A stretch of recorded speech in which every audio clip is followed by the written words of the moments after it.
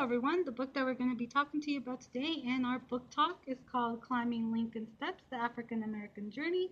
It was written by Suzanne Slade and illustrated by Colin Buttman. And one of the main subjects of this book deals with civil rights and how it all began. And it goes back to Abraham Lincoln during the Civil War when he issued the Emancipation Proclamation. He became one of the first people to take a step towards change that America had never seen before. And the Emancipation Proclamation is actually one of the things Abraham Lincoln is most remembered for.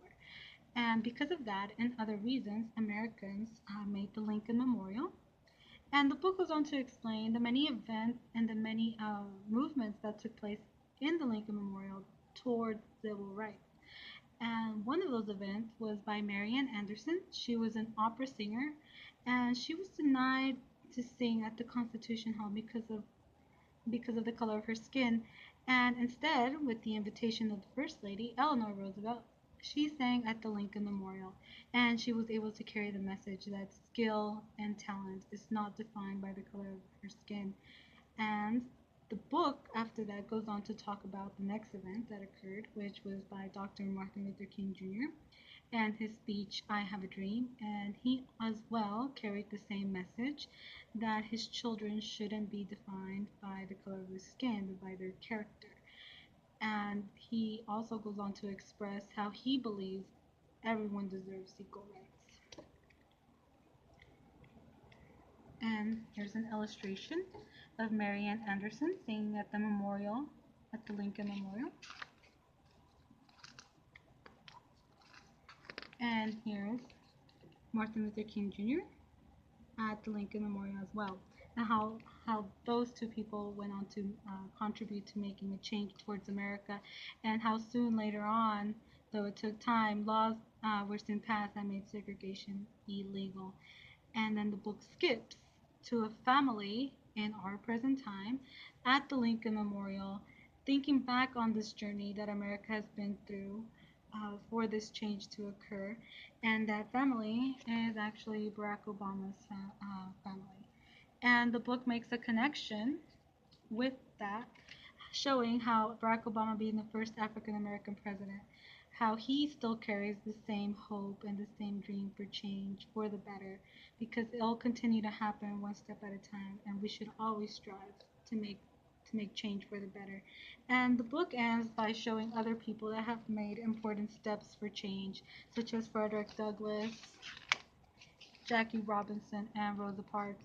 And it ends with an important question saying, can you help make change happen?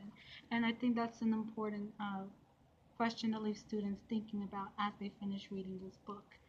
And students can complete many strategies as they're reading the book. And one of the strategies they can complete is an anticipation guide. And this is done before they begin reading. And statements, some true, some not true, will be posed. And students need to say whether they agree or disagree with the statement.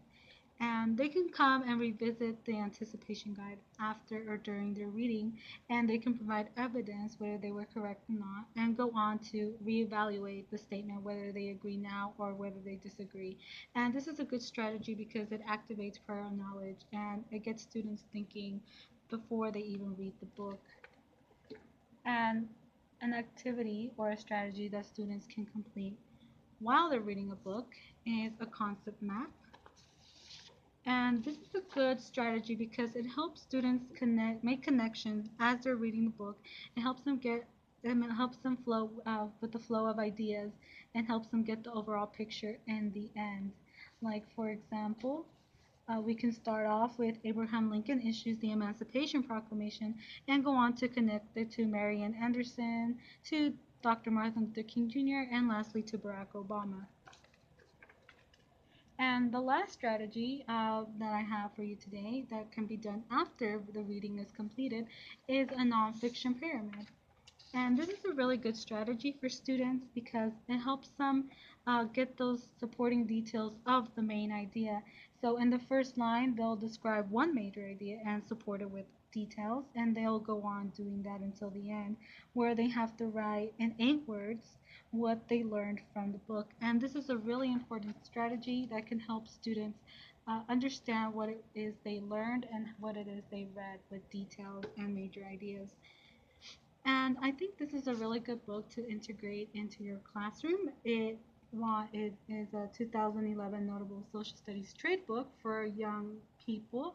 And also, pictures were written by a Coretta Scott King honor artist, Colin Putman. So I really hope you take this book into consideration when making lessons for your classroom. Thank you, and I hope you enjoyed my book talk.